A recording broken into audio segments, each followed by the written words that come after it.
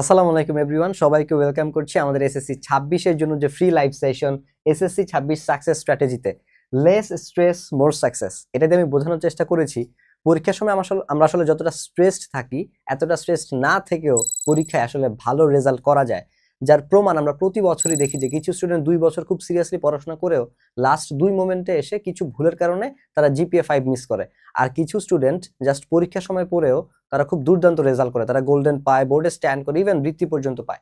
কিভাবে সম্ভব হয়, মানে পার্থক্যটা আসলে কোন জায়গায় হয়? যারা কম সময় পরে ভালো রেজাল্ট করে তাদের সিক্রেট স্ট্র্যাটেজিগুলো কি, আর যারা ভালো স্টুডেন্ট হয়ে জিপিএ 5ও রিচ করতে পারে না তাদের মিস্টেকস গুলো আসলে কি, সেগুলোই আমরা আসলে আজকের ক্লাসে জানার চেষ্টা করব। আজকের ক্লাসে তোমরা কি কি আসলে শিখবে, কাদের জন্য আজকের এই সেশন? এসএসসি 26 এর সব টাইপের স্টুডেন্টদের জন্য, যাদের পরীক্ষার জন্য এখনো সিরিয়াসনেস কাজ করতেছে না, যাদের কিছুই পড়া হয় নাই, অ্যান্ড যারা আসলে সিলেবাস শেষ হওয়ার পরেও প্যানিক করতেছে, খুব একটা কনফিডেন্স পাচ্ছ না, ইভেন যাদের সিলেবাসে এখনো ঠিকমতো শেষ হয়নি। তো এসএসসি 26 এর সবার জন্যই মূলত এই লাইভ সেশনটা, এবং এই সেশন থেকে আমরা শিখতে পারবো 2 বছর পরেও, মানে 2 বছর পড়াশোনা করেও যে 5টা ভুলের কারণে জিপিএ 5 মিস করা হয়, এবং এক্সাম টাইমে পড়েও যারা ভালো করে জিপিএ 5 পায়, গোল্ডেন পায়, বৃত্তি পায়, তাদের 4টা সিক্রেট, সেই 4টা সিক্রেট আসলে আমরা আজকের ক্লাসে শিখবো। এবং যে ভুলের কারণে অনেকে তাদের পটেনশিয়াল মিট করতে পারে না। আমরা গত বছর আমাদের মেন্টরশিপের বেশ কিছু স্টুডেন্ট ছিল যারা আমার সাথে শুধু বোর্ড স্ট্যান্ড করে নিয়ে কথা বলতো, বৃত্তি পাওয়া 1240 পাওয়া নিয়ে কথা বলতো। দেখা গেছে রেজাল্টের পরে ওরা 1100 পায়নি, জিপিএ 5 পেয়েছে বাট 1100 আসলে পায় নাই। সো কেন পায় নাই? তারা তাদের পটেনশিয়াল ডেফিনেটলি ছিল, তারা ডেফিনেটলি ভালো স্টুডেন্ট ছিল, বাট তারা তাদের পটেনশিয়ালটা মিট করতে পারে নাই। কেন পারে নাই সেটা আমরা আলোচনা করব, অ্যান্ড পটেনশিয়াল মিট করতে পারার জন্য আসলে কি করতে হবে সেই সিক্রেটটাও আমরা আলোচনা করব, অ্যান্ড স্ট্রেস ফ্রি ভাবে কিভাবে তুমি জিপিএ 5 পেতে পারো সেটাও আসলে আমরা আলোচনা করব আজকের ক্লাসে। দেখো, সেশনের গাইডলাইন আজকে যা যা আমি তোমাদেরকে শেখাবো, এটা যদি তুমি মেনে চলতে পারো ডেফিনেটলি তুমি অনেক বেশি কনফিডেন্ট হবা, অ্যান্ড তুমি একটা ক্লিয়ার রোড ম্যাপ পাবা যে কিভাবে আসলে ভালো রেজাল্ট করতে হয়। দ্যাট ইজ হোয়াই তুমি আসলে কনফিডেন্ট হবা। আমি একটা নিউরোসায়েন্সের রিসার্চ তোমাদের সাথে শেয়ার করতে চাই। একজন সাইকোলজিস্ট যে কাজটা করেন, উনি একটা গোলক ধাঁধার মতো সৃষ্টি করেন এরকম ভাবে, এন্ড দেন উনি কিছু ইঁদুরকে ছেড়ে দেন এইদিকে। দেখা যায় এই গোলক ধাঁধার শেষে খাবার রাখা ছিল ইঁদুরের জন্য। তো ইঁদুরগুলো যখন দেখা যায় শুরুতে চলতে শুরু করে এই ধাঁধার মধ্যে, তখন ওদের গতি বা স্পিড খুবই স্লো ছিল, বাট যেই মুহূর্তে ওরা নিজ চোখে খাবারটাকে আসলে দেখতে পায়, ওই মুহূর্তে ওদের স্পিড আসলে অনেক বেশি বেড়ে যায়, বা ওরা খুব দ্রুত দৌড়ানো স্টার্ট করে। কেন? কারণ এই রিসার্চের ফাইন্ডিং যেটা ছিল সেটা হচ্ছে, আমরা যখন কোনো গোলের জন্য কাজ করি, আমরা যদি গোল সেট করে কাজ করি এবং আমাদের ক্লিয়ার অ্যাকশন প্ল্যান থাকে, তখন আমরা আসলে কাজ করার জন্য মোটিভেট হই। যেমন যখন আমরা দেখতে পাই ইঁদুরগুলো যখন স্টার্টিং পয়েন্টে ছিল ওদের স্পিড স্লো, ওরা কেন এদিকে আসছে, কেন যাচ্ছে, কেন চলবে, কেন দৌড়াবে, কোনো ক্ল্যারিটি নেই। বাট যেই মুহূর্তে ওরা খাবারটা দেখতে পেলো, ওদের ক্ল্যারিটি আছে যে আমি আসলে এখন খাবারটা পাওয়ার জন্য দৌড়াবো। দ্যাট ইজ হোয়াই ওরা দেখা যায় স্পিডটা ফাস্ট থাকে। এর জন্য গোল সেট করে কাজ করলে, প্রতিদিন টু ডু লিস্ট মেনটেন করলে, এটা এক ধরনের ক্ল্যারিটি থাকে যে আমি আসলে কিসের জন্য কাজ করছি এবং কিভাবে আমার আসলে সেটা অ্যাচিভ করতে হবে। ড্রিম আর গোলের মধ্যে এই জায়গাতেই পার্থক্য। Dreams are free but goals are costly. Dream সবাই দেখে, বাট গোল যদি তুমি অ্যাচিভ করতে চাও, একটা গোল তখনই গোল হয়, একটা ড্রিম তখনই গোল হয় যখন তার একটা ডেডলাইন থাকে, এবং তুমি কিভাবে সেটা অ্যাচিভ করবা তার একটা অ্যাকশন প্ল্যান থাকে, যে আমি এইভাবে গিয়ে সেটা এই কাজের মাধ্যমে গিয়ে এটা আমি অ্যাপ্লাই করতে চাই। সো এটা গিয়ে তোমার গোলস এবং ড্রিমের মধ্যে একটা বেসিক পার্থক্য। সো তোমাদের ডেডলাইন আছে, এসএসসি এক্সামের ডেট, তোমাদের কি অ্যাকশন প্ল্যান আছে যে কিভাবে তুমি পরীক্ষার সময়গুলোতে রিভিশন দিবা, বা পরীক্ষার আগে তুমি এক্স্যাক্টলি কিভাবে পড়া উচিত, কোন কাজগুলো করা উচিত, ও অ্যাকশন প্ল্যানগুলো যদি আসলে, বা কোন সাবজেক্ট কিভাবে রিভিশন দিবে পড়বা, এগুলো যদি তোমার প্ল্যান করা না থাকে, তাহলে জিপিএ 5 পাওয়া তোমার আসলে গোল না, তোমার একটা ড্রিম বা wish. So this is the difference between wish, dream and goals. Dream সবাই দেখতে পারে বিকজ ইটস ফ্রি, বাট গোলসের জন্য তোমাকে মূল্য দিতে হয় বিকজ ইট কস্টলি। তার জন্য তোমার অ্যাকশন প্ল্যান রেডি থাকতে হবে, যেটা আমাদের বাঙালিদের কারোই থাকে না। এই জন্য আমরা অলওয়েজ ছোটাছুটি করি, আমাদের স্পিড থাকে স্লো, আমরা প্রোক্রাস্টিনেট করি, আমরা কনফিউজড থাকি। বাট আজকের ক্লাসে তোমরা সেই ক্লিয়ার রোড ম্যাপটা পেয়ে যাবা, অ্যান্ড ভালো স্টুডেন্ট থেকেও ভালো করতে পারবা। তোমাদের যে ভালো কাজিনের জন্য, যে হয়তো তোমার থেকে ভালো স্টুডেন্ট, তার জন্য তোমার বাসায় কথা শুনতে হয়, বা তোমার পাশের কোনো নেইবার যে কিনা তোমার থেকে ভালো রেজাল্ট করে বা ভালো স্টুডেন্ট, তার জন্য তোমার কথা শুনতে হয়। এসএসসি রেজাল্টের পরে দেখবা তোমার জন্য ও কথা শুনতেছে। সো ওইটা তুমি করতে পারবা এবং এক্সকিউজ না দিয়ে তুমি দায়িত্ব নিতে শিখবা আজকের ক্লাসের পরে। Let's go. সো এটা হচ্ছে আমাদের গত বছরের মেন্টরশিপের স্টুডেন্টদের সাকসেস। আমাদের গত বছর হাইয়েস্ট নাম্বার ছিল 1252। আমরা হচ্ছে গিয়ে আমাদের আরো একজন 1252 পায়, মানে ফরচুনেটলি বা কোইন্সিডেন্টলি দুজনই আসলে রাজশাহী বোর্ডের। ওর নাম ছিল হৃদিতা মেয়েটা। সো ও আমাদের একটা ব্রেইন ট্রেনিং প্রোগ্রাম আছে, ব্রেইন ভেলোসিটি, হাই অ্যাচিভার যারা হইতে চায় লাইফে তাদের জন্য আসলে এই ট্রেনিং প্রোগ্রামটা ছিল। ওইটাতে হচ্ছে গিয়ে ওরা পার্টিসিপেট করে। সো এরা হচ্ছে গিয়ে আমাদের গত বছরের যে সাকসেস, এরা সবাই হচ্ছে আমাদের একটা স্কিল ডেভেলপমেন্টের কোর্স আছে, ওইটার স্টুডেন্ট।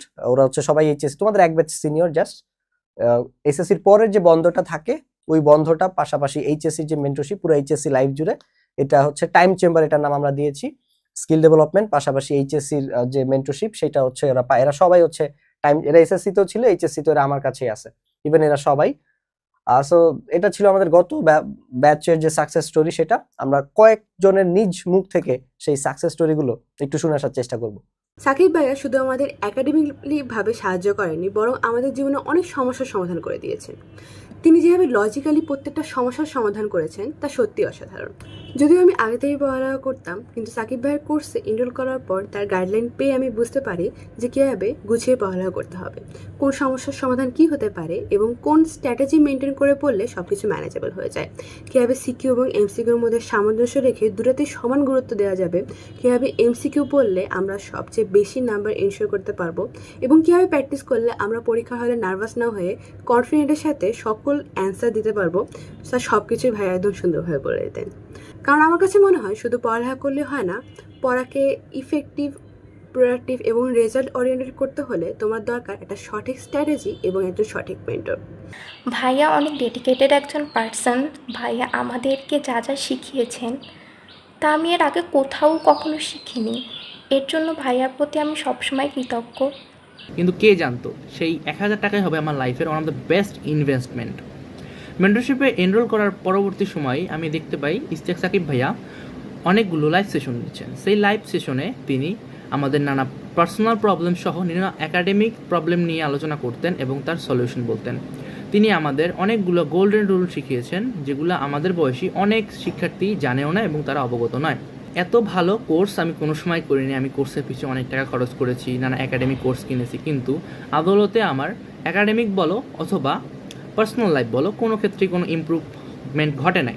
কিন্তু এই মেন্টরশিপ কেনার পরে আমি যত টাকা ইনভেস্ট করেছি তার থেকে অনেক বেশি আমি রেজাল্ট পেয়েছি। এবং ইশতিয়াক সাকিব ভাইয়া একজন হাম্বল পারসন এবং তার মতো এত ভালোভাবে কারোর সাথে মিশে যাওয়া যায় এবং সবাইকে আপন করে নেওয়া যায়, এই জিনিসটা আমি দেখিনি এবং সেটা খুবই রেয়ার। তো আমি বলবো প্রবলেম সলভের জন্য ইশতিয়াক সাকিব ভাইয়ার থেকে বেস্ট মেন্টর অথবা বেস্ট কাউকে আমি অনলাইনে পাইনি। নার্ভাসনেস, কনফিউশন, কোনটা ভালো করে পড়তে হবে, কোনটা একটু কম গুরুত্বপূর্ণ, কোনটা বেশি গুরুত্বপূর্ণ, এগুলো প্রবলেম ফেস করতাম। আমার কোনো ক্ল্যারিফিকেশন ছিল না। দেন তারপরে ক্লাসগুলো করতে করতে এগুলো সম্পর্কে ভালো জানতে পারি। দেন আমার সমস্যাগুলো সলভ হয়। যেমন আগে একটা কোন বিষয় কীভাবে পড়তে হবে সেটা আমার ক্লিয়ার আইডিয়া ছিল না। তা পরে জানতে পারি যে কোন প্রত্যেকটা বিষয় আলাদা আলাদাভাবে কীভাবে পড়তে হয়। ভাইয়ার লাইভগুলো দেখার পর আলহামদুলিল্লাহ আমি আমার গোল সম্পর্কে একটা ক্ল্যারিফিকেশন পাই। আমাকে কি করতে হবে, কেন করতে হবে, কিভাবে করতে হবে, এই সব কিছু যখন আমার কাছে পরিষ্কার হয়ে যায় তখন আমার গোল অ্যাচিভ করাটাও অনেক সহজ হয়ে যায়। মেন্টরশিপ কোর্সটা এমন কি ছিল যেটা অন্য কোথাও ছিল না, সেটা হচ্ছে সাকিব ভাইয়া। অনলাইন যুগে সাকিব ভাইয়ের মতন একজন বিশ্বাসযোগ্য মানুষ পাবো, আসলে সত্যি আমি অনেক ভাগ্যবান। এক্স্যাক্টলি এরকম তুমিও বলবা যদি তুমি আজকের ক্লাসের গাইডলাইন গুলো মেনে চলো বা আজকের ক্লাসের উপদেশগুলো তুমি সিরিয়াসলি নাও। আর যদি না মানো তাহলে তোমার পরিণতি হবে সবকিছু পড়ার পরেও তুমি প্যানিক করবা, কনফিডেন্ট থাকবা না অ্যান্ড ডিস্ট্রাক্টেড থাকবা, কারণ তোমার কোনো ক্ল্যারিটি নাই। যেটা আমি একটু আগে বললাম যে ক্ল্যারিটি আসলে কিভাবে তোমাকে আরো দ্রুত কাজ করতে উদ্বুদ্ধ করে, আরো ইন্টেন্স হার্ড ওয়ার্ক করতে আসলে উদ্বুদ্ধ করে, যেটা আমি একটু আগে একটা নিউরোসায়েন্সের রিসার্চের মাধ্যমে তোমাদেরকে বোঝানোর চেষ্টা করেছি। অ্যান্ড তুমি তোমার পটেনশিয়াল মিট করতে পারবে না। তোমার হয়তো পটেনশিয়াল ছিল 1200 মার্কস পাওয়ার, 1250 পাওয়ার, নটরডেমে চান্স পাওয়ার, হলি ক্রসে চান্স পাওয়ার, বাট তুমি তোমার পটেনশিয়ালটা মিট করতে পারবে না। অ্যান্ড তোমার থেকেও কম ট্যালেন্টেড পোলাপাইন তোমার থেকেও ভালো রেজাল্ট করবে যদি তুমি আজকের ক্লাসের গাইডলাইনগুলো ইগনোর করে যাও। তাহলে লাস্ট পর্যন্ত দেখতে হবে। তাহলে চলো কারা কারা কমিটেড থাকে সেটা হচ্ছে ভাই একটু বলি। সো আমি প্রথমত সরি এসএসসি 26-এর জন্য আমি আসলে খুব একটা কাজ করার সুযোগ পাইনি এই বছর। কেন পাই নাই তার কারণ I was shocked and I was surprised. I was hurt and I was surprised. Why? আমার মেন্টরশিপের যে সাকসেস স্টোরিগুলো তোমাদেরকে আমি আসলে দেখিয়েছি একটু আগে, এরকম আরো আছে। মানে তোমরা জাস্ট নিচের ডেসক্রিপশনটা চেক করো, রিভিউর শেষ নাই। সো সব স্টুডেন্ট কিন্তু এরা ভিডিও রিভিউ পজিটিভ দিয়েছে বিকজ এটা রেজাল্টের পরের মানে আগের রিভিউ ছিল, বাট সবাই আসলে ভালো রেজাল্ট করে নাই। অনেকে খুব দেখো 1252 যেমন পেয়েছে, আমার এখানে জিপিএ 3.2 পেয়েছে। এত পার্থক্য আসলে কেন হইল? আমি তো সবাইকে একই গাইডলাইন দিয়েছি। এই জিনিসটা আমাকে খুব একই সাথে হার্ট করে বিকজ আমার অনেক প্রিয় স্টুডেন্ট আসলে জিপিএ 5 পায় নাই, এবং একই সাথে অনেকে আসলে তোমার দেখা যায় যে খুব অ্যাভারেজ রেজাল্ট করে, তাদের পটেনশিয়াল মিট করতে পারে না। আমি জানি যে ছেলেটা ইজিলি 1200 পাবে, দেখা গেছে সে 1200 মানে 1130 পেয়ে আটকে আছে। সো এই জিনিসগুলোতে আমি আসলে কারণটা খুঁজতে থাকলাম যে সবাইকে তো আমিই মেন্টরিং করেছি, সবাই আমিই পড়িয়েছি, আমার সবগুলো কোর্সে এনরোল করা ছিল, পার্থক্যটা আসলে কোথায় হয়ে গেছে। সবার সাথে যখন রেজাল্টের পরেও আমি কথাবার্তা বলি, তখন আমি বুঝতে পারি মেইন পার্থক্যটা আসলে ছিল ডিস্ট্রাকশনসে। অ্যান্ড ঠিক ওই কারণেই আমি দেখা যায় যে এইটা নিয়ে একটু পড়াশোনা করা স্টার্ট করি, এবং আমি বুঝতে পারি আমাদের যে আদিম ব্রেইন এবং বর্তমান ব্রেইন দুইটার মধ্যে একটা পার্থক্য আছে। আমাদের আদিম ব্রেইনের কাজ ছিল শুধুমাত্র খাবার সংগ্রহ করা এবং শিকারী প্রাণীর হাত থেকে নিজেকে রক্ষা করা, অর্থাৎ সার্ভাইভালের জন্য কাজ করা, জাস্ট নিজের জীবন বাঁচানো। বাট বর্তমানে আমাদেরকে ক্লাস 5-এ জিপিএ 5 পাইতে হবে, 8-এ জিপিএ 5 পাইতে হবে, বৃত্তি পাইতে হবে, এসএসসিতে জিপিএ 5 পাইতে হবে, নাহলে ভালো কলেজ পাবো না, এইচএসসিতে জিপিএ 5 পাইতে হবে, নাহলে অ্যাডমিশনের নাম্বার কাটা যাবে, অ্যাডমিশনে চান্স পাইতে হবে, নাহলে আমার ফ্যামিলি হচ্ছে আমাকে পড়াইতে পারবে না বা সাপোর্ট নেই, বা প্রাইভেটে পড়তে হবে, আমি সোশ্যাল ভ্যালিডেশন পাবো না, সিজিপিএ মেনটেন করতে হবে, নাহলে ভালো চাকরি পাবো না। এই যে কম্পিটিশন, এগুলো প্রাচীন যুগে ছিল না। সো এই যে আমাদের ব্রেনকে এখন প্রচুর কম্পিটিশনে পার্টিসিপেট করতে হয়, পাশাপাশি নানাবিধ ডিস্ট্রাকশনস এখন আমাদের জন্য ওপেন, যার কারণে দেখা যায় এই ডিস্ট্রাকশনস গুলোকে কাটিয়ে উঠে পড়াশোনা করা একটু ডিফিকাল্ট, ব্রেইনের জন্য ডবল চ্যালেঞ্জ সার্ভাইভাল মোডের পাশাপাশি। তো দেখা গেছে যে আমরা মেট্রো রেল এখন চলাফেরা করছি, আগে আমরা ঘোড়ার গাড়িতে বা হচ্ছে তোমার গরুর গাড়িতে, তারপর হচ্ছে গিয়ে তোমার নৌকা দিয়ে চলাফেরা করতাম। আগে আমরা পাথর দিয়ে আগুন জ্বালাইতাম, এখন আমরা দেশলাই দিয়ে আগুন জ্বালাইতেছি বিকজ আমরা আধুনিক হয়ে গেছি। বা আমাদের অটো চুলা আছে, জাস্ট ঘুরাইলে আগুন ধরে যায়। আমরা হচ্ছে কি এখন গরুর গাড়ি ছেড়ে দিয়ে মেট্রো রেলে, বাসে, বিমানে চলাফেরা করতেছি। তো আমরা যেভাবে নিজেদেরকে আসলে আধুনিক করে নিছি, আমাদের ব্রেইনটাকে আসলে ওইভাবে ট্রেন করি নাই। অ্যাজ এ রেজাল্ট দেখা যায় চারপাশে যে এত ডিস্ট্রাকশনস, এগুলাকে এবং অনেক বেশি ইনফরমেশন এখন আমাদের হয়ে গেছে, যার কারণে দেখা যায় আমরা এই টাইমটাতে আরো বেশি ডিস্ট্রাক্টেড থাকি, আমরা একটা জায়গায় ফোকাস রাখতে পারি না, অ্যান্ড দ্যাট ইজ হোয়াই আমরা আসলে আমাদের যে পটেনশিয়াল সেটা মিট করতে পারি না। যখন আমি এই জিনিসটা বুঝতে পারি, তখন আমি আসলে নিউরো সায়েন্স নিয়ে পড়াশোনা করা স্টার্ট করি, ব্রেইনের বিহেভিয়ার গুলা বা ব্রেইন কিভাবে আসলে কাজ করে সেগুলো নিয়ে পড়াশোনা করা স্টার্ট করি। আর আলহামদুলিল্লাহ I am internationally certified neuro science coach, currently I am brain and behaviour expert. That's it. এটা ছিল আমার স্টোরি যে কেন আমি আসলে নিউরো সায়েন্স নিয়ে পড়াশোনা করতে গিয়েছি, বিকজ আমি বুঝতে পেরেছি যে ইনভিজিবল শেপস দ্য ভিজিবল। আমরা সবাই রেজাল্ট দেখি ভিজিবল, বাট ইনভিজিবল কারণগুলো আমরা কেউ আসলে বুঝতে পারি না, যে এই ইনভিজিবল কারণগুলোর কারণেই আসলে ভিজিবল রেজাল্টটা হয়। দেখো আমরা যে বৃষ্টি হতে দেখি, এটা আমরা সবাই দেখি, বাট বৃষ্টি আসলে কেন হয়? ইভাপোরেশন প্রসেসের কারণে, যেটাকে আমরা বাষ্পীকরণ বলি, যে পানিগুলো বাষ্পীভূত হয়ে মেঘ তৈরি করে, দেন সেই মেঘ থেকে বৃষ্টি হয়। এখন এই বাষ্পীকরণটা বা ইভাপোরেশন প্রসেসটা তুমি কি নিজ চোখে দেখো? না, তুমি নিজ চোখে দেখো না, বাট এটা ইনভিজিবলি হয়। তুমি নিজ চোখে দেখো ফলাফলটা, বৃষ্টিটা, বাট বৃষ্টি এমনি এমনি হয় না, তার পিছনে একটা ইনভিজিবল রিজন বা হোয়াই থাকে, সেটা হচ্ছে ইভাপোরেশন প্রসেস। একইভাবে আমরা ফ্যান চলতে দেখি, বাট ফ্যান চলে কেন? আসলে বিদ্যুতের কারণে, বাট বিদ্যুৎটাকে কি আমরা নিজ চোখে দেখি? নিজ চোখে আমরা দেখতে পাই না। আমরা নিজ চোখে দেখতে পাই না, তার মানে ইলেকট্রিসিটি নাই।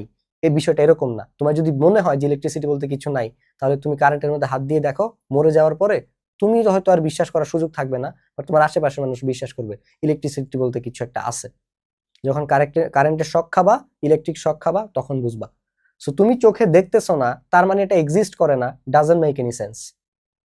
ঠিক আছে? সো ইভাপোরেশন প্রসেস যেমন তুমি চোখে দেখো না, বাট তার ফলাফল তুমি বৃষ্টি চোখে দেখো, তেমনি তুমি বিদ্যুৎ চোখে দেখো না, বাট তার ফলাফল তুমি চোখে দেখো। ঠিক একইভাবে আমরা দেখি যে আমাদের কোনো বন্ধু মোটা, কোনো বন্ধু লম্বা চিকন, তার ইনভিজিবল রিজন হচ্ছে তাদের ডিএনএ এবং লাইফস্টাইল, যেগুলো তুমি যে ডিএনএটা বা স্ট্রাকচারটা তুমি আসলে চোখে দেখতে পারো না, বাট তার ফলাফলটা তুমি ভিজিবল ভাবে দেখতে পারো। ঠিক একইভাবে সৃষ্টি সেরা জীব মানুষ, যার ইনভিজিবল রিজন হচ্ছে তার ব্রেইন। আমাদের ব্রেইনটাকে আমরা কিভাবে আসলে প্রপারলি ইউটিলাইজ করতে পারতেছি তার উপরে ডিপেন্ড করে আমি আসলে আমার কতটুকু পটেনশিয়াল মিট করতে পারবো।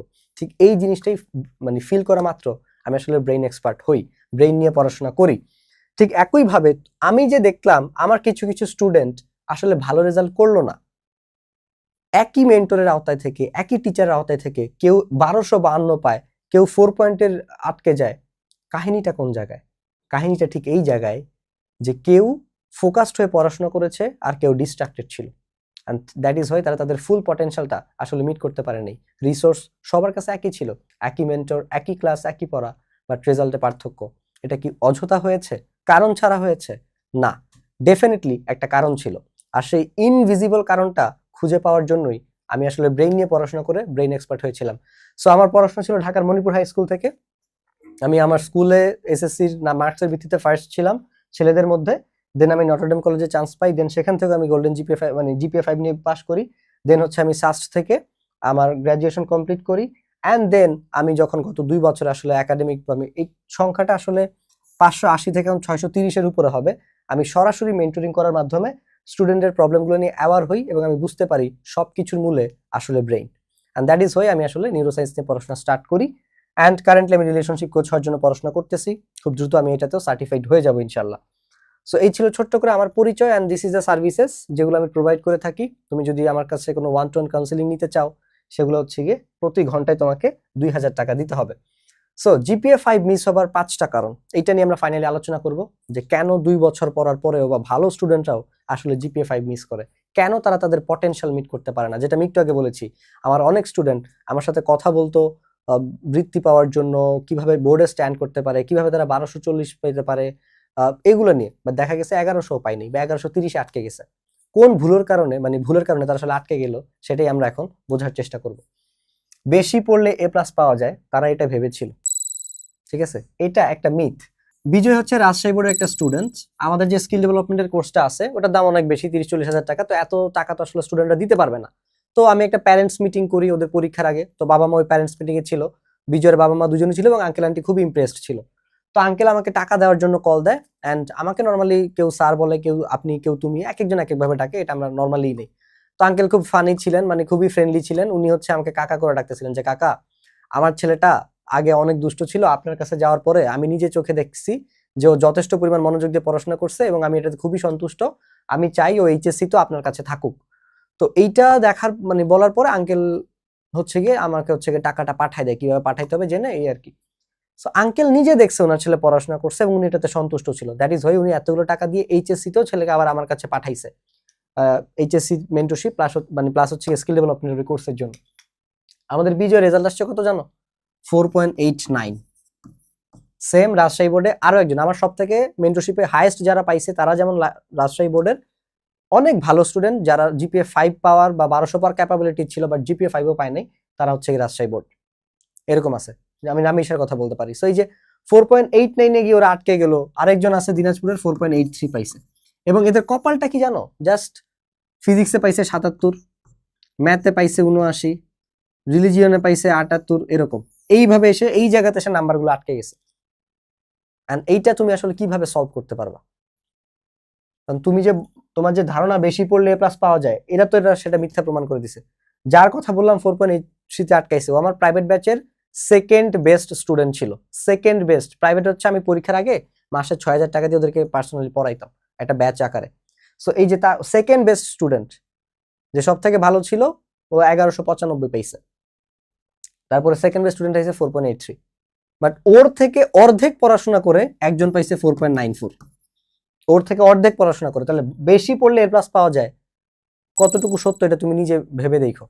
বা তুমি তো আমারটা চিন্তা করতে পারো, যে আমি বললাম আমার রোল ছিল 15 স্কুলে, তো আমার স্কুলের রোল 1 বৃত্তিপ্রাপ্ত ছিল, আমার আগে আরো 14 জন ভালো স্টুডেন্ট ছিল। তো ওরা, আমি বলবো না সবাই আমার থেকে বেশি পড়াশোনা করতে হবে, এটা পার্থক্য ছিল না, বাট রোল 1 ডেফিনেটলি আমার থেকে বেশি পড়তো, বাট আমার থেকে ওর টোটাল আমার কম, প্রায় 20-এর মতো কম।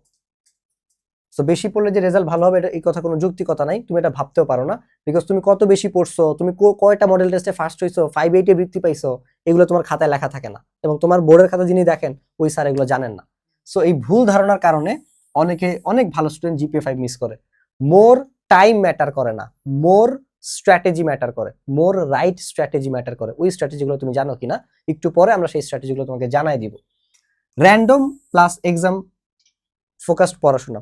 র্যান্ডম পড়াশোনা তুমি বছরের শুরুতে করতে পারো, যখন তুমি ক্লাস 9-এ উঠছো বা যখন একটা টপিক শিখতেছো তখন। বাট এক্সাম টাইমে এসে তোমাকে এক্সাম ফোকাসড পড়াশোনা করতে হবে। আমি একটা এক্সাম্পল দিয়ে বুঝাই। ধরো অধ্যায় 3-এ তোমার কেমিস্ট্রির অধ্যায় 3-এ পরমাণু মডেল আছে। এখন রাদারফোর্ড পরমাণু মডেল কিভাবে আসছে, আলফা কোনা বিচ্ছুরণ পরীক্ষা, তারপরে কৌণিক ভরবেগের কাহিনী, বর্ণালীর ডিটেলস কাহিনী, এগুলো তুমি এইচএসসি-তে পড়বা। এগুলো তোমার এখন বোঝার দরকার নাই। প্রথম দিকে বেসিক ক্লিয়ার করার জন্য বুঝছো বা তোমার জানতে ভালো লাগে, জানছো, ঠিক আছে। বাট পরীক্ষার সময় আইসা তোমার তো ওই পরমাণুর মডেলের 14 গোষ্ঠী নিয়ে জানার কোনো প্রয়োজনীয়তা নেই। কারণ মডেল থেকে খালি মডেলের মানে সীমাবদ্ধতা আসে, তুলনামূলক আলোচনা আসে, আর তো কিছু আসে না। তোমাকে কি জিজ্ঞেস করছে বা পরীক্ষা কি প্রশ্ন আসে যে রাদারফোর্ড কিভাবে এটা পাইছে? তো পরীক্ষার সময় তুমি ওগুলো কেন রিভিশন দিতে যাও? প্রথম কথা হচ্ছে টাইমই থাকে না, আবার তুমি বাইরের জিনিস পড়তে গিয়ে টাইম নষ্ট করো। অধ্যায় 4-এ অবস্থান্তর মৌল থেকে প্রশ্ন আসে, প্রতি 100 কোশ্চেনের মধ্যে একটা কোশ্চেন আসে। অবস্থান্তর মৌলের সংজ্ঞা ছাড়া তোমার বইয়ে কিছু নাই, ঠিক আছে, তুমি জানার জন্য প্রথমবার শিখতে পারো। বাট পরীক্ষার টাইমে তোমার অবস্থান্তর মৌলের 14 গোষ্ঠী, ও কিভাবে রঙিন যৌগ গঠন করে, ও কিভাবে একই টাইপের মানে বিভিন্ন ধরনের যোজ্যতা প্রদর্শন করে, ওর চৌম্বক ধর্ম কিভাবে প্রদর্শন করে, এগুলো তো তোমার জানার প্রয়োজন নাই। এগুলো তো তোমার এখন জানার প্রয়োজন নাই। সো এক্সাম টাইমে এক্সাম ফোকাসড পড়াশোনা করতে হবে। র্যান্ডম বা বাইরের টপিক এত ডিটেলসের এই অতিরিক্ত সবকিছুই খারাপ। এই অতিরিক্ত মাতবরি করতে গিয়ে এই হচ্ছে কিছু ছেলে মেয়ে, আমি ডিরেক্টলি বলতেছি, এই পাকনামির ফলাফল তাদেরকে দিতে হয় তাদের রেজাল্ট স্যাক্রিফাইস করে, ঠিক আছে। And then revision gap. তুমি 2 বছরে যে পড়াশোনাটা করছো সেটা তোমার ওই 1 দিন কিংবা 2 দিনের গ্যাপে পড়তে হয়।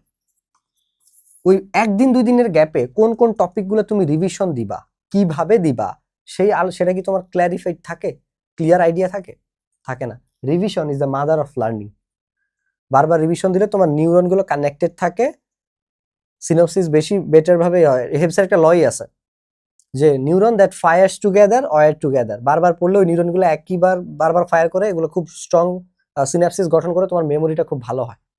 অ্যান্ড সেটা যদি অতিরিক্ত হয়, মানে অতিরিক্ত হয় বলতে বাইরের জিনিসে হয় বা সবকিছু তুমি সমান গুরুত্ব দিয়ে পড়ো, তাহলে তো জিনিসটা হইলো না। তুমি নিজে চিন্তা করো যে তুমি একটা ছেলে, তোমার সব মেয়েই ভালো লাগে, তো তুমি আসলে ভালোবাসো কারে বা অ্যাকচুয়ালি পছন্দ করো কারে, বা তোমার কোন একজন ক্রাশ ধরো, বা তোমার ক্লাসের ওই মেয়েটা যে সব ছেলেরই অ্যাটেনশন দেয়, তাহলে ওর ক্যারেক্টার কিরকম তুমি চিন্তা করো।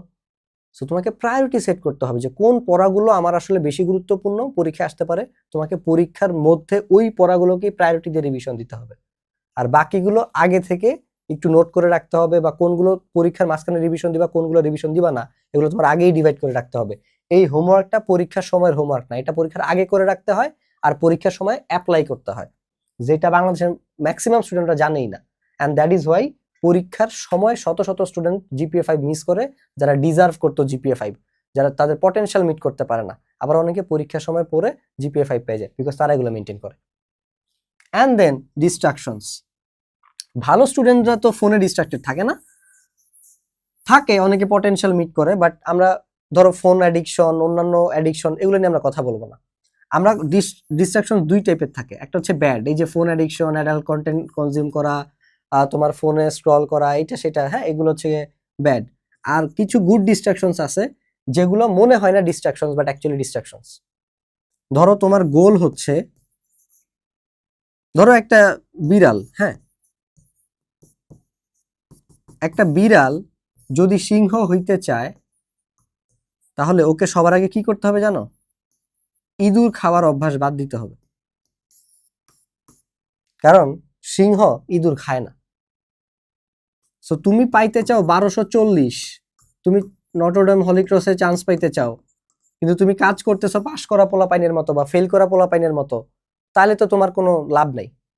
সো এই জন্য তুমি একটা বিড়াল হয়ে যদি তুমি সিংহ হইতে চাও, সবার আগে তোমাকে ইঁদুর খাওয়ার অভ্যাস বাদ দিতে হবে। ঠিক একইভাবে তুমি যদি এই পরিমাণ তোমার টার্গেট থাকে, তাহলে সবার র্যান্ডম গাইডলাইন ভিডিও দেখা, সব মেন্টরের পিছনে ছুটা, এগুলো করা যাবে না। তোমার কাছে মনে হতে পারে আরে আমি তো গাইডলাইন ভিডিও দেখতেছি, আরে আমি তো সাজেশনস পড়তেছি, সবারটা পড়া যাবে না। কেন? এতে তোমার প্রিফ্রন্টাল কর্টেক্স, ব্রেইনের যেটা লজিক্যাল ব্রেইন, এইটা হচ্ছে কনফিউজড হয়ে যায়। এটা নিয়ে একটা নিউরোসায়েন্সের রিসার্চ আছে, আমি আগে এইটা বলি, তারপরে হচ্ছে গিয়ে বলতেছি। যেটা হয় এটাকে বলা হয় paradox of choice, why more is less. 2004 সালে এটা নিয়ে একটা গবেষণা হয়। সুয়ার্স নামে একজন বিজ্ঞানী ছিলেন, উনি এই রিসার্চটা করেন, ওনার টিম সহই করেন। সো রিসার্চটা কি ছিল আমি সেটা বলি, আমরা বেশি টাইম নিব না। ওনারা হচ্ছে গিয়ে একই ব্র্যান্ডের একই দামের 24 ধরনের জেলি, ওই যে আমরা পাউরুটিতে যে জেলিগুলো দিই ওগুলো জ্যাম বলে, এগুলোকে আমরা তো জেলি বলি, হ্যাঁ। সো 24 ধরনের জেলি রাখে একটা টেবিলে, একই ব্র্যান্ডের একই দামের। আরেকটা টেবিলে 6 ধরনের জেলি রাখে। দেখা যায় এই টেবিলে মানুষ ভিড় করে বেশি, মানুষ টেস্ট করে বেশি, কিন্তু কিনে কম, মাত্র 3% কিনে। অর্থাৎ 100 জন যদি এই দোকানের সামনে এসে টেস্ট করে বা ভিড় করে, কিনে মাত্র 3 জন। আর এই দোকানে মানুষ ভিড় করে কম, টেস্ট করে কম, কিন্তু কিনে বেশি, প্রায় 30% পর্যন্ত সেল হয়। সায়েন্টিস্টরা চিন্তা করলো কিরে কাহিনী কি? পরে দেখতেছে যখন অপশন বেশি থাকে তখন মানুষের প্রিফ্রন্টাল কর্টেক্স প্রপারলি কাজ করে না। মানুষের লজিক্যাল ব্রেইন, এই প্রিফ্রন্টাল কর্টেক্স আমাদের এই যে কপালের উপর অংশের দিকে থাকে, আমাদের পড়ায় ফোকাস দিতে হেল্প করে, ডিসিশন মেকিং এ হেল্প করে, প্ল্যানিং এ হেল্প করে, প্রবলেম সলভিং এ হেল্প করে, মেমোরিতে পর্যন্ত ওর ভূমিকা আছে। প্রবলেম সলভিং এ হেল্প করে, মেমোরিতে হেল্প করে, ফোকাস রাখতে হেল্প করে। ওরে যখন তুমি অতিরিক্ত ইনফরমেশন দিবা, ওরে যখন তুমি অতিরিক্ত অপশন দিবা, তখন ও কনফিউজড হয়ে যায়, কারণ ওর একটা লিমিটেশনস আছে, ও একসাথে অনেক তথ্য প্রসেস করতে পারে না। সো তুমি যখন অনেক কন্টেন্ট কনজিউম করো, তোমার কাছে মনে হচ্ছে হ্যাঁ আমি তো ওই মানে সবার সাজেশনস ভিডিও তুমি দেখতে যাও, সবার গাইডলাইন তুমি মানতে যাও, তখন তোমার প্রিফ্রন্টাল কর্টেক্স কনফিউজড হয়ে যায়। এন্ড দ্যাট ইজ ওয়াই তোমার প্রচুর টাইম নষ্ট হয়, এনার্জি নষ্ট হয়। অ্যান্ড প্রিফ্রন্টাল কর্টেক্সের অবস্থা তখন কি হয় জানো? 3টা ঘটনা ঘটে। এক, প্রচুর অপশন দেওয়াতে ওই বা প্রচুর ইনফরমেশন থাকাতে ওইগুলো প্রসেস করতে পারে না, কোনটা বেস্ট কোনটা ওর্স্ট এগুলো প্রসেস করতে পারে না একসাথে। অত নাম্বার 2, ও হইতেছে গিয়ে তোমার ফিয়ার অফ জাজমেন্টে ভুগে, যে কোনটা নিব না কোনটা, এই কনফিউশনটা আরো বেড়ে যায়, কনফিউশন ক্রিয়েট করে। দ্যাট ইজ ওয়াই তুমি প্রোক্রাস্টিনেট করো, অ্যাকশন টেকার হইতে পারো না। নাম্বার 3, তুমি রং ডিসিশন নেওয়ার চান্স বেড়ে যায় এবং ওর ডিসিশন নিতেই ভয় পায়, ও ডিসিশন মেকিং হেল্প করে না যে কোন কাজটা তাহলে ফাইনালি করবো। অ্যান্ড অ্যাজ এ রেজাল্ট তোমার এনার্জি যেমন নষ্ট হয়, টাইম নষ্ট হয়, তুমি বেটার অ্যাকশন টেকার হইতে পারো না। সো ভালো স্টুডেন্টরা এই কাজগুলো করে। আমি যেই স্টুডেন্টের কথা বলছি, আমার সাথে কথা বলতো বোর্ড স্ট্যান্ড করা নিয়ে, 1240 পাওয়া নিয়ে, ওনারা ঠিক এই কাজটা করতো। দেশি বিদেশি সব কন্টেন্ট দেখতো, ইন্ডিয়ান, আমার বলতো এগুলো তো এটা সেটা ভাই এটা দেখছি। তো এই সবার কন্টেন্ট দেখতে গিয়ে সে 1100 পায় নাই, তার 1097 পায় সে জিপিএ 5 পাইছে, অথচ সে 1200 পাওয়ার মতো স্টুডেন্ট ছিল। সো তার এই গুড ডিস্ট্রাকশন ছিল, এগুলো যে ডিস্ট্রাকশন সে বুঝতেই পারতো না এবং সে মাল্টিটাস্ক করতো, তাকে আমি বারবার মানা করতাম। নাম্বার 5, যে কারণে পোলাপাইন জিপিএ 5 মিস করে, সেটা হচ্ছে সিকিউ রাইটিং টিপস। তুমি কত বেস্ট, ঠিক আছে, কত ভালো স্টুডেন্ট ছিল এগুলো স্যাররা জানে না। স্যারের কাছে তোমার খাতা আছে, ওই খাতার উপরে বেস করে নাম্বার পাওয়া যায়। হ্যাঁ, খাতা দেখায় বৈষম্য হয়, বাট এটা তোমার হাতে নাই। কিন্তু তুমি তোমার সাইড থেকে যতটা বেস্ট প্রিপারেশন নিয়ে বেস্ট পারফর্ম করতে পারো, ওইটা তোমার হাতে আছে, তাই তোমার ওইটা নিয়ে চিন্তা করতে হবে।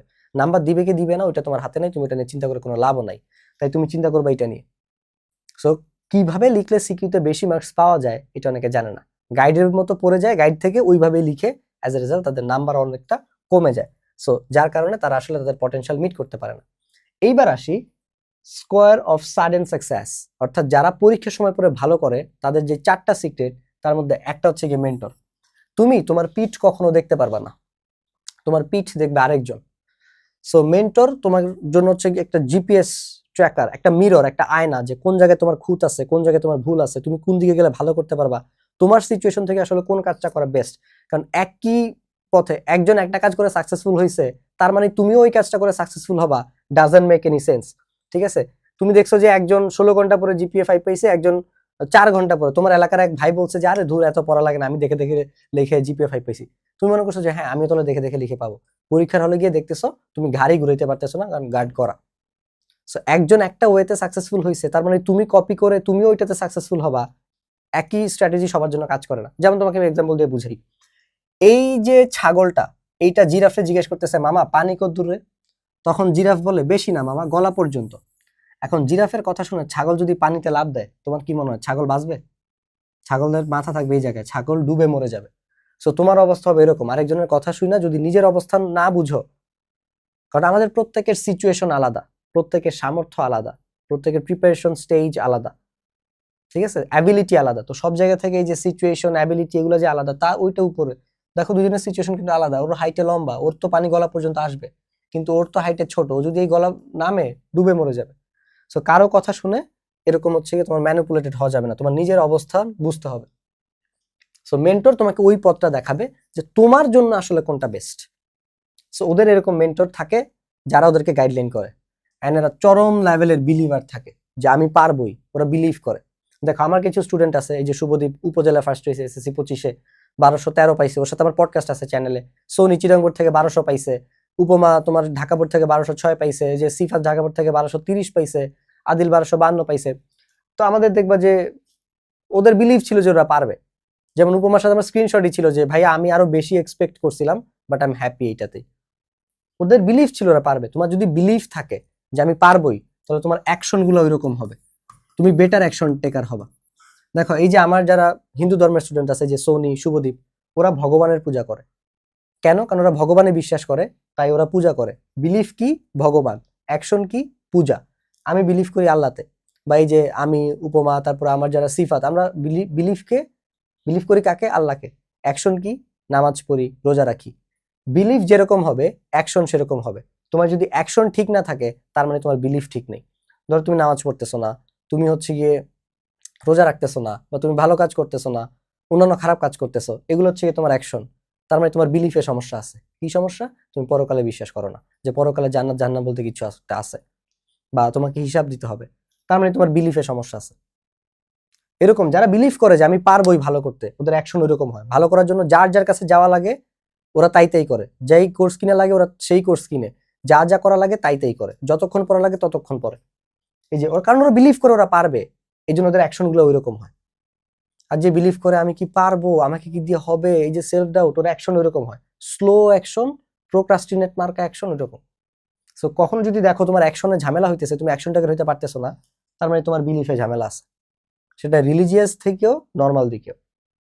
সো যারা এরকম পরীক্ষার সময় ভালো করে, ওরা বিলিভ করে যে ওরা পারবে, এই টাইমটাতে সিরিয়াসলি পড়াশোনা করে, দেন তারা মেন্টরের কাছে গাইডলাইন নেয়, অ্যান্ড মেন্টর বলে দেয় কোন জায়গায় ফোকাস দিতে হবে, কোন জায়গায় ফোকাস দিতে হবে না, কোনটা রাইট ফোকাস, কোনটা রং ফোকাস, অ্যান্ড ওরা ওই জায়গা মতো ফোকাসটা দেয়।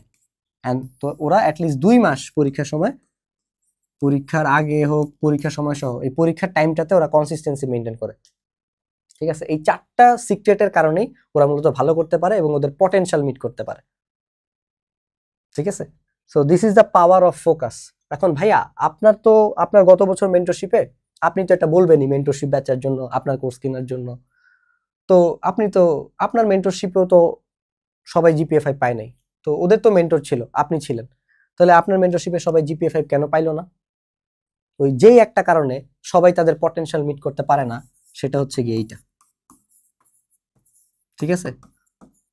Already good distractions, bad distractions তোমাকে বুঝাইছি, ব্যাড ডিস্ট্রাকশনস, গুড ডিস্ট্রাকশনস তোমাকে বুঝাইছি। তাহলে এই কনসেপ্টটা আলোচনা করা শেষ। ঠিক আছে? ওই যে প্যারাডক্স অফ চয়েসের রিসার্চটা দিয়ে, যে অনেক কাজ তুমি করতেছো, তোমার গোলের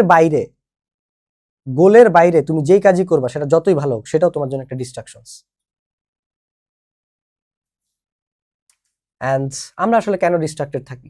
সার্ভাইভাল মোড, ওই যে ব্রেইনের আদিম অভ্যাস, খালি খাবার, ঘুমাবা, আর কোনো কাম নাই, আত্মরক্ষার কাজ। কিন্তু এখন দেখো অনেক কম্পিটিশন, বাট আমরা ব্রেইনটাকে ট্রেন করি নাই। That is Y brain always এসব কম্পিটিশন অ্যাভয়েড করতে চায়, ইফোর্টস দেওয়া অ্যাভয়েড করতে চায়। আমরা ব্রেইনকে ট্রেন করছি যে কিভাবে কাজ না করে আনন্দ পাওয়া যায়। আমাদের পড়াশোনা করলে ব্রেইনের বেসলাইন থেকে 50% ডোপামিন নিঃসরণ হয়, আর ফোনে ভিডিও গেমস খেললে 150% ডোপামিন নিঃসরণ হয় বেসলাইন থেকে। তাহলে তোমার ব্রেইন কোনটাতে বেশি মজা পাইছে? এইটাতে বেশি মজা পাইছে, তাই ও এইটা করতে বেশি মোটিভেটেড হয়, কিন্তু পড়তে ওর কাছে ভালো লাগে না। আমরা ব্রেইনকে রং ভাবে ট্রেন করছি, ইজি কাজে ট্রেন করছি, কারণ আমাদের ব্রেইন সার্ভাইভাল মুডে থাকে এখন অলওয়েজ। ও হার্ডওয়ার্ক করতে চায় না। সোশ্যাল ভ্যালিডেশন, যে ছবি দিলে লাইক আসবে, আমি কি কই যাইতেছি না যাইতেছি, মানুষ দেখতেছে, আনসার্টেনিটি, গুতাগুতি করি, হ্যাঁ এরপরে কোন ভিডিওটা আসে, এরপরে কি আসে। ব্রেইন আনসার্টেনিটি পছন্দ করে না, সার্টেনিটি চাই, এই জন্য স্ক্রল করতেই থাকে। ফোমো, যদি কিছু মিস হয়ে যায়, ফিয়ার অফ মিসিং আউট।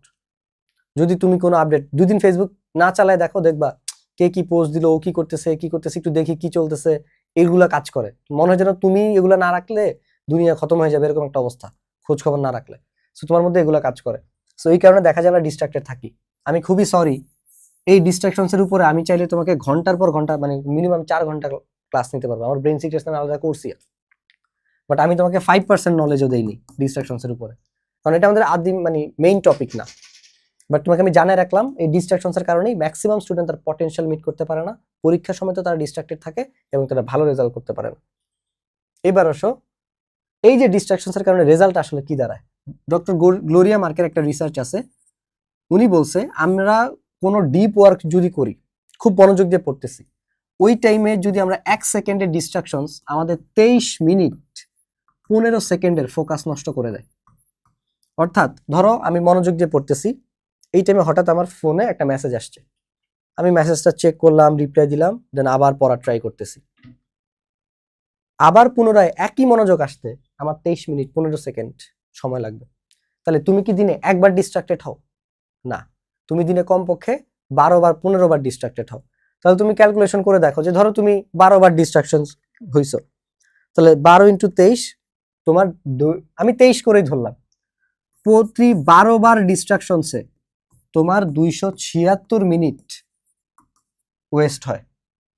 তুমি 276কে 60 দিয়ে ভাগ দাও, আসছে 4.6 ঘন্টা। তো 4.6 ঘন্টা তুমি ওয়েস্ট করে ফেলছো ডিস্ট্রাকশনসের কারণে।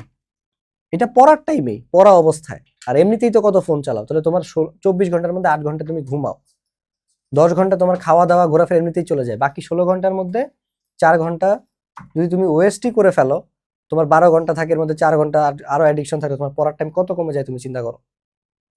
পরিণতি হইতেছে কি আসলে এইটা, যে তুমি এতগুলা টাইম। তারপরে দেখো, মানুষ 8 ঘন্টা ফোকাসড হয়ে কাজ করতে পারে একটা ওয়ার্কিং ডেতে, মানে কাজ করতে পারে 8 ঘন্টা একটা ওয়ার্কিং ডেতে অ্যাভারেজ মানুষ। এর থেকে বেশি করলে তুমি হার্ড ওয়ার্কার, আর এর থেকে কম করলে তুমি আসলে লেজি পিপল। ঠিক আছে, 8 আওয়ার অ্যাভারেজ মানুষরা করে আর কি, এর থেকে বেশি কাজ করলে তুমি হার্ড ওয়ার্কার।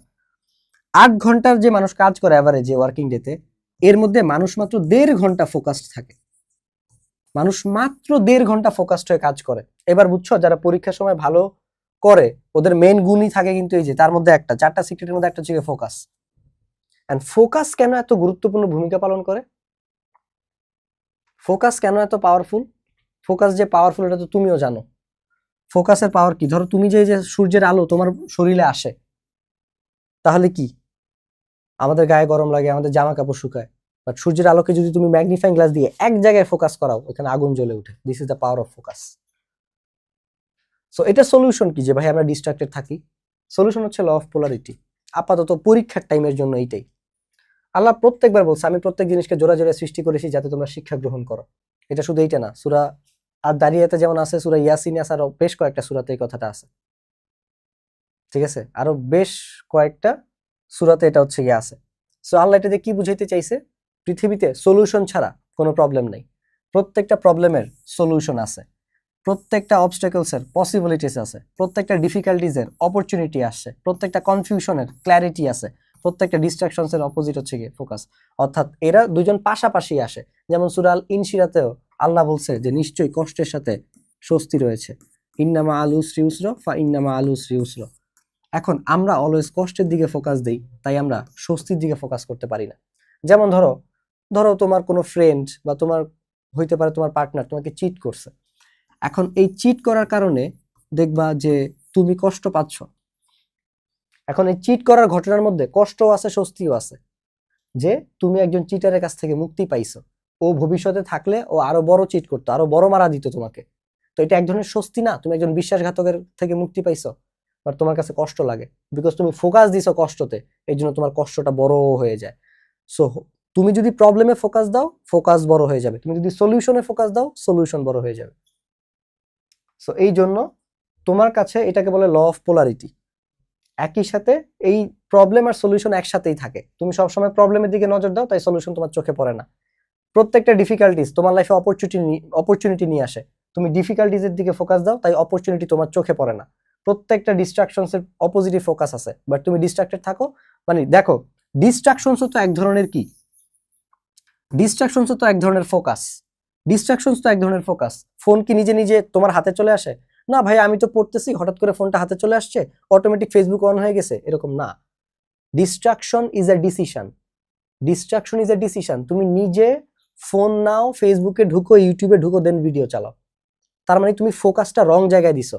ডিস্ট্রাকশনসও এক ধরনের ফোকাস, বাট তুমি সেই ফোকাসটা রং জায়গায় দিছো, and that is why I said distractions is a decision. কারণ ফোন নিজে নিজে তোমার হাতে আসে না, ফোন তুমি নিজে হাতে নিয়ে এরপরে চালাও, তুমি নিজে ফোনে ডিস্ট্রাকটিভ কাজকর্ম করো। তাহলে ফোকাস আর ডিস্ট্রাকশনস একই সাথে আছে, but focus means positive focus and distractions means wrong focus বা নেগেটিভ ফোকাস। রং জায়গাতে তুমি ফোকাসটা দিছো, তোমাকে এটা রাইট জায়গাতে প্লেস করা শিখতে হবে, তাহলে তুমি তোমার ভালো কাজগুলোকে মাল্টিপ্লাই করতে পারবে। So this is the power of focus. Every obstacles you face comes with possibilities. এবার তুমি যেই জায়গাতে ফোকাস দিবা সেই জায়গাটা বড় হয়ে যাবে। দেখো, তুমি যখন ফোকাসের টাইপের উপরে ডিপেন্ড করে তুমি রেজাল্ট পাবা। তুমি যখন প্রবলেমে ফোকাস দিবা তখন তোমার ব্রেন সার্ভাইভাল মুডে থাকবে, যে আরে পড়তে কষ্ট হইতেছে, এত পড়া কেমনে পড়বো, যে এত পড়া কেমনে পড়বো, কষ্ট হবে, ব্রেন সার্ভাইভাল মুডে চলে গেছে, ভাই তাহলে পড়ার দরকার নেই। তখন তোমার ভয় কাজ করে, স্ট্রেস কাজ করে, যদি ফেল করি, এই যে ওভার থিঙ্কিং, যদি পরীক্ষা হলে না লিখতে পারি। তুমি যদি সলিউশনে ফোকাস দাও তখন তোমার ক্রিয়েটিভ মুড কাজ করবে, তখন তুমি আশা পাবা, এনার্জি পাবা এবং অ্যাকশন নিবা।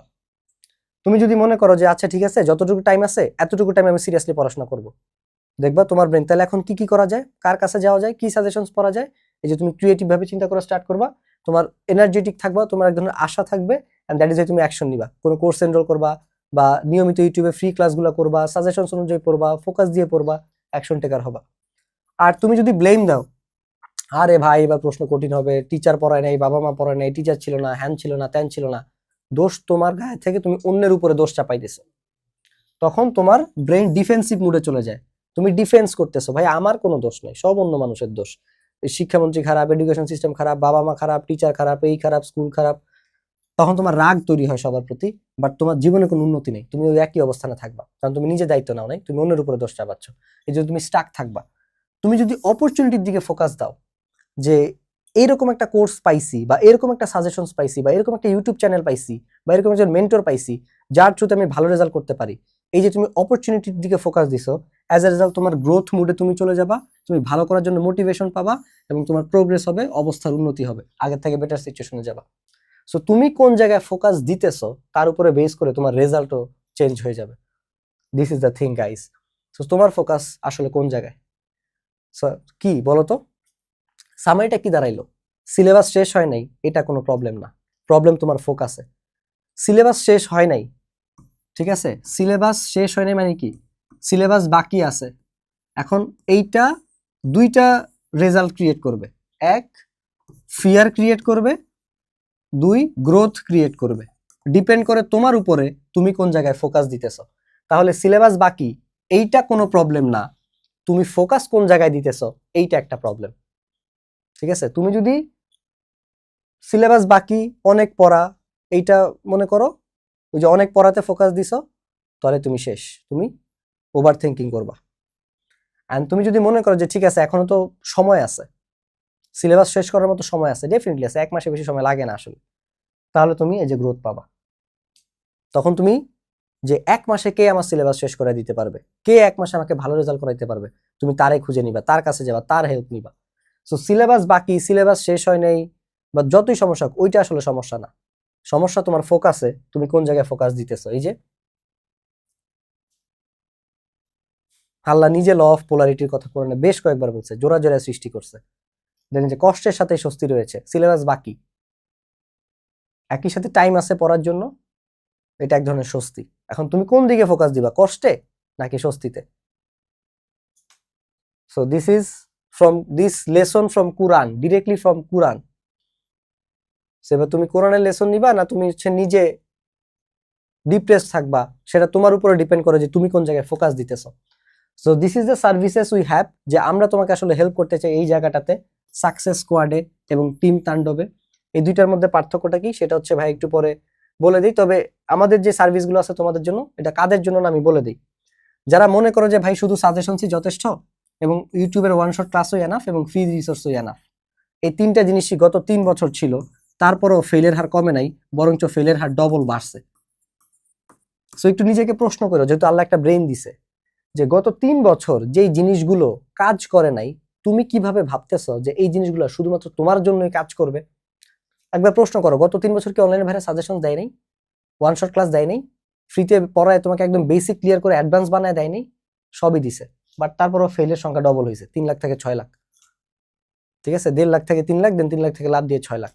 সো কেন, নিজেকে একবার প্রশ্ন করে উত্তর পেয়ে যাবা। সো যারা এগুলো চিন্তা করো, তোমাদের ভাই আমার কোর্সে আসার দরকার নাই, আমার এই দরকার নেই। হ্যাঁ, সো সেশনের গাইডলাইন মানলে যা যা হবে আমি সবগুলো ক্লিয়ার করে দিছি, যেগুলো আমি তোমাদেরকে প্রমিস করছিলাম। এবার আমি তোমাকে বলি আসলে কিভাবে 1 মাসের মধ্যে শেষ করা পসিবল। আমি যে কেমিস্ট্রি কোর্স শেষ করছি রেকর্ডিং করা, এটা 3 দিনে শেষ করা পসিবল। মানে এর বাইরে তুমি কিছু না পড়লেও হবে। যদি এর বাইরে তুমি গাইড থেকে টেস্ট পেপার সলভ করো, তোমার আরো বেটার ভাবে শেষ হবে। সো ডেইলি 7 ঘন্টা করে পড়াশোনা করলে 3 দিনের মধ্যে কেমিস্ট্রি শেষ। এরকম ভাবে তুমি যদি স্লো ভাবেও পড়ো, ধরো 5 দিন করে এগুলা শেষ করো, বিজিএস ইসলাম এগুলো 2 দিনেই পসিবল। সো এইভাবে ইজিলি তোমার 1 মাসের মধ্যে, এগুলা কিন্তু একদম স্লো ভাবে পড়া হিসাব করে আমি ধরছি, এগুলো চাইলে আরো কমেও শেষ করা যায়। আর এগুলো আমি সব চ্যাপ্টার ধরছি বাই দ্য ওয়ে, বাট তোমার কি জিপিএ 5 পাওয়ার জন্য সব চ্যাপ্টার পড়া লাগে? সো চিন্তা করে দেখো, এই 1 মাসের মধ্যে মোটামুটি বেসিক ক্লিয়ার করেই পড়া পসিবল, কনসেপ্ট ক্লিয়ার করেই পড়া পসিবল। আর তুমি যদি শুধু পরীক্ষায় রেজাল্ট চাও, তাহলে আরো কম সময়ে পসিবল। এগুলো হচ্ছে আমাদের কোর্সের ক্লাস, এই কয়দিনের মধ্যে শেষ করবা। যেমন তুমি কেমিস্ট্রি ক্লাস 3 দিনের মধ্যে শেষ করতে পারবা। সো দুইটার মধ্যে পার্থক্য কি সেটা একটু তোমাদেরকে দেখানোর চেষ্টা করি। তার আগে বলি, your life reflects what you respect. তুমি যদি টাইমকে সম্মান দাও, রেসপেক্ট করো, তাহলে তুমি লাইফে ডিসিপ্লিনড হবা। তুমি যদি হেলথকে রেসপেক্ট করো, তাহলে তুমি এনার্জেটিক ফিল করবা। তুমি যদি ডিস্ট্রাকশনকে রেসপেক্ট করো, তুমি ডিস্ট্রাক্টেড হবা। তেমনি তুমি যদি সাকসেস স্কোয়াডকে রেসপেক্ট করো, তুমি মোটিভেটেড থাকবা।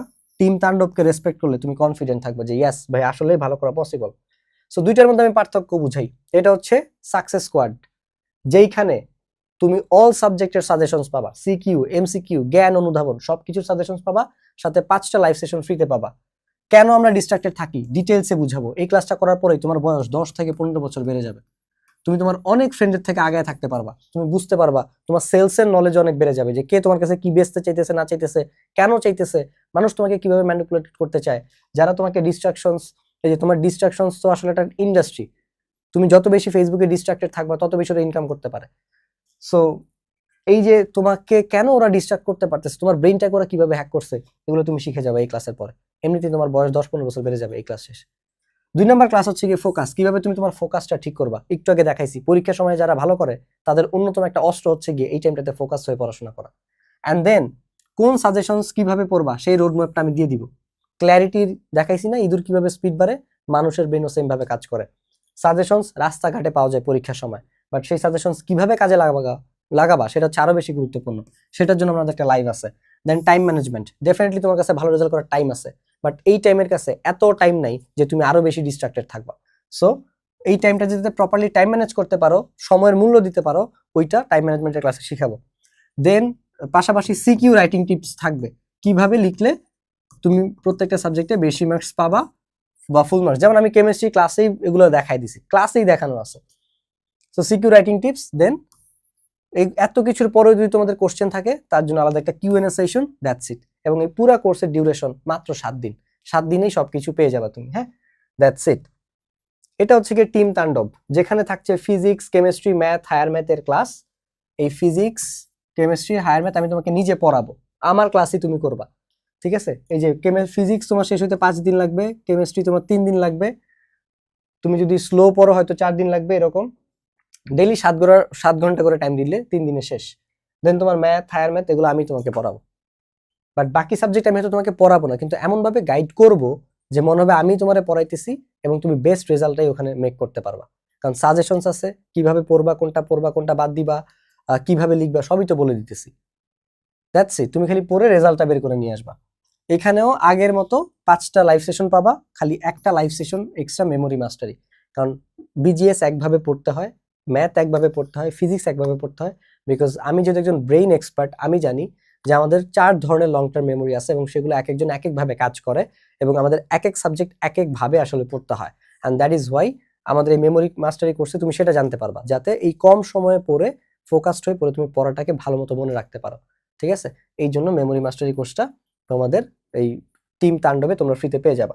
অ্যান্ড এই 6টা গাইডলাইন সেশন একদম আমি প্রমিসড দিবই, সাথে একটা বোনাস আরো অনেক কিছু থাকবে পরীক্ষার আগ পর্যন্ত। সোজা কথা, তোমাদের ভালো করার জন্য যা যা লাগে সবকিছু টিম তাণ্ডবে পেয়ে যাবা। দাম কত? প্রথম 10 জনের জন্য আমাদের এই সাকসেস স্কোয়াডের দাম হচ্ছে গিয়ে 490 টাকা। অ্যান্ড প্রথম 10 জনের জন্য টিম তাণ্ডবের প্রাইস হচ্ছে গিয়ে 990 টাকা। বাকিটা তোমরা আমাদের পেজ ম্যানেজার বা হোয়াটসঅ্যাপ গ্রুপের অ্যাডমিনদের কাছ থেকে আরো বিস্তারিত জেনে নিতে পারো। That's all from this class. আশা করছি খুব দ্রুতই তোমার সাথে আমার দেখা হবে। আসসালামু আলাইকুম। আমার আম্মু আমাকে বলে যে, যে জিনিসগুলো শিখতে আমার 30 বছর লেগেছে, সেটা তুই এখনই শিখে ফেলছিস। উনি আসলে মূলত অনেক হাই লেভেলে কথাবার্তা বলে। টাকা দিয়ে গাইডলাইন নয়, টাকা দিয়ে তুমি তোমার ভবিষ্যৎ কিনছো। তখনই আম্মুকে বলছিলাম যে, আম্মু, আমি যদি ভালো রেজাল্ট করতে পারি, তাহলে তার ফার্স্ট ক্রেডিটটাই আমি দিব সাকিব ভাইয়াকে। এই মেন্টরশিপ প্রোগ্রাম শুধুমাত্র নট অনলি আমার রেজাল্টকে চেঞ্জ করে দিয়েছে, আমার লাইফকে পুরোপুরি চেঞ্জ করে দিয়েছে। ভাইয়ার মেন্টরিং এর ধরন অনেক ডিফারেন্ট, প্লাস অনেক রেয়ার। আমি বলবো যে আমার লাইফে একটা বেস্ট ডিসিশনের মধ্যে এই মেন্টরশিপটা কেনার ছিল সবচেয়ে বেস্ট। তো আমার মনে হয় না যে ভাইয়ার চেয়ে কেউ এত সুন্দর করে কেউ মেন্টরিং করতে পারে। এই দুইটা লাইফ মানে পুরো আমাদের পুরো লাইফ চেঞ্জ করে দিয়েছে। কি বলবো, সেগুলো লাইফ চেঞ্জিং আসলে। সেগুলোকে ফলো করলে ওর লাইফ আসলে চেঞ্জ হবে। কারণ মেন্টরশিপটাই পারছে জীবনটাকে চেঞ্জ করতে। এটা যে মেন্টরশিপ প্রোগ্রাম লিখেছে ভাই, এটাই ভুল। এটা হবে লাইফ চেঞ্জিং প্রোগ্রাম।